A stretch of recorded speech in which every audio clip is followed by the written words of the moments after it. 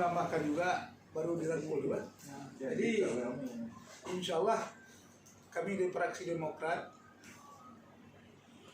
mendengar semua keluhan masyarakat di 23 kabupaten kota. Yang pertama sekali masalah pembatalan proyek Mutius. Itu sangat didambakan oleh seluruh masyarakat Aceh yang ada dilalui oleh proyek tersebut. Proyek tersebut sudah dicanangkan dari tahun 81 oleh Bapak Ibrahim Hasan dan seterusnya. Sampai terakhir pemerintahan Pak Jenny, Abu Jenny, tidak pernah proyek itu terselesaikan. Padahal dengan segmen Mutius sangat luar biasa bagusnya. Contoh yang sudah selesai proyek Masjid Raya. Itu Mutius 3 tahun. Selesai tuntas bisa digunakan. Sementara 12 paket itu tiap tahun kita anggarkan. Semenjak saya di DPRA 6 tahun semua dianggarkan.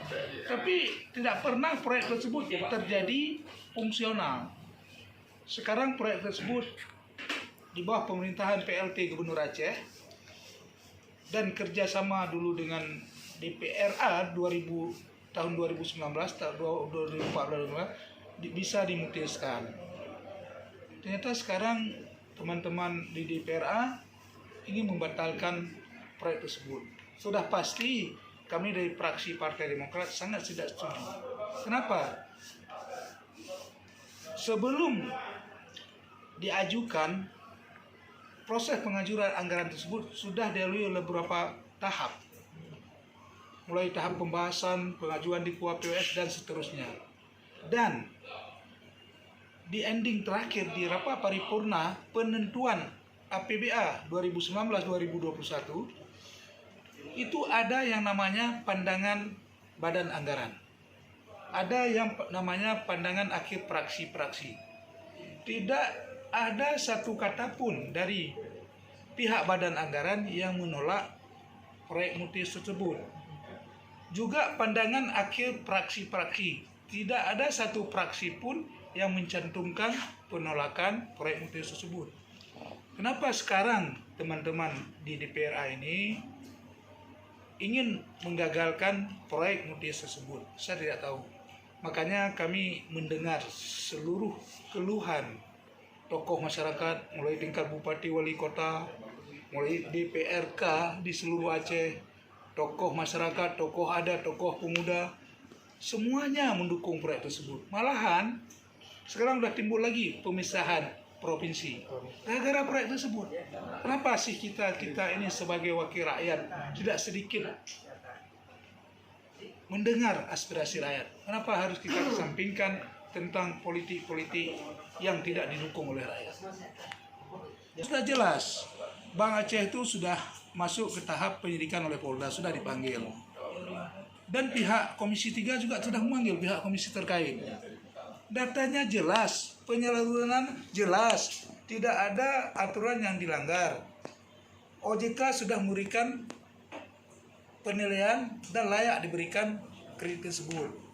Dan sampai sekarang kredit tersebut tidak pernah macet. Dan yang lebih istimewa lagi, kredit tersebut dijamin oleh asuransi. Seandainya pihak yang mengambil kredit tidak dibayar, asuransi akan menjaminnya. Jadi apa lagi yang kita persoalkan? Begitu juga dengan gedung onkologi. Itu sudah luar biasa. Sudah dilapor ke KPK, sudah dilapor ke Polda, sudah dilapor ke Ombudsman, sudah dilapor ke yang lebih hebat lagi ke tempat persaingan usaha. Dan sudah mengatakan bahwasanya tidak ada aturan yang dilanggar. Malahan yang melapor itu sekarang sudah kena denda 2,3 miliar dan uang itu sudah diklaim dan sudah dimasuk ke rekening negara. Apalagi yang dipansuskan? Makanya bukan kami tidak mendukung. Ujung ending dari pansus tersebut tetap kepada penegak hukum. Sebenarnya penegak hukum sudah masuk dan menyatakan proyek itu bisa berlanjut dan sekarang sedang dikerjakan, bukan dari perusahaan dalam daerah, perusahaan BUMN. Ini langkah selanjutnya Pak Siti. Kalau proyek Mutius, semua anggota saya tadi mau instruksi, karena semua anggota saya dilalui oleh proyek tersebut. Contoh Bu Nora dilalui, oleh proyek tersebut. Pak Dian, Paknya lagi, Pak Samaindra, luar biasa.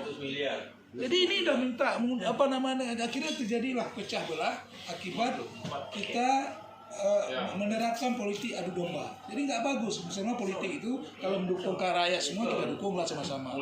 Jangan gara-gara politik akhirnya terjadi berabi seperti ini. Mungkin bisa diwawancara teman-teman saya dari Pak Nora, Pak